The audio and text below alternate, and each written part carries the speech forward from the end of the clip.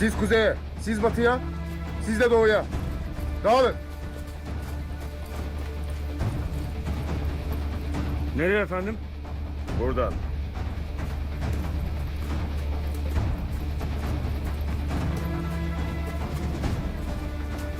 Adanın kuzey tarafına kaçmış. Burası zaten adanın kuzey tarafı.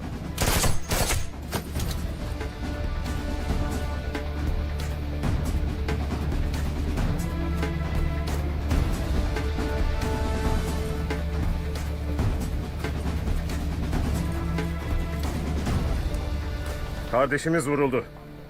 Dikkat edin. Susturucuyla ateş ediyorlar.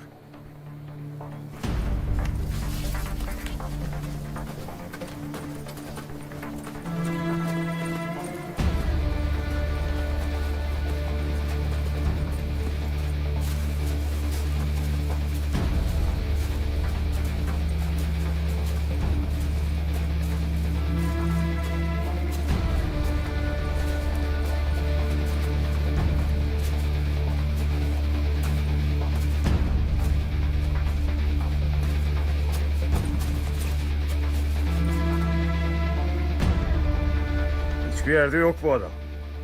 Nereden kaçmış olabilir? İki çıkıştan birine gitmiştir. Ya doğuya tekneye ya da buradan batıya denizaltı sığınağına. Sağ ol.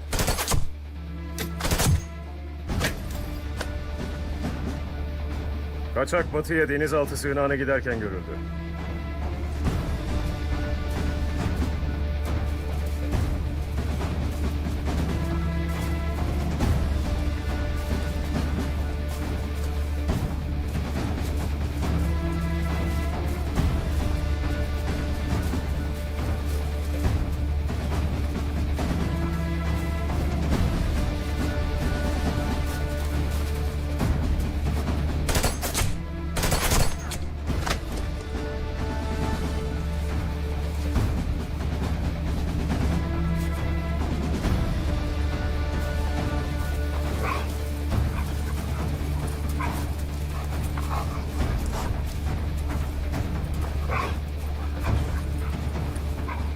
Dikkat!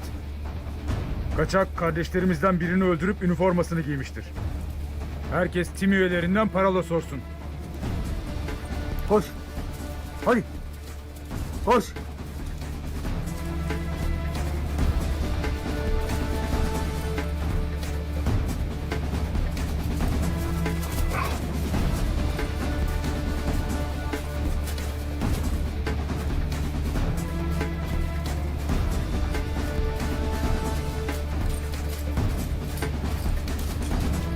Dur! Parolayı söyle. Ben tim komutanıyım. Parolayı sen söyle. King Carter.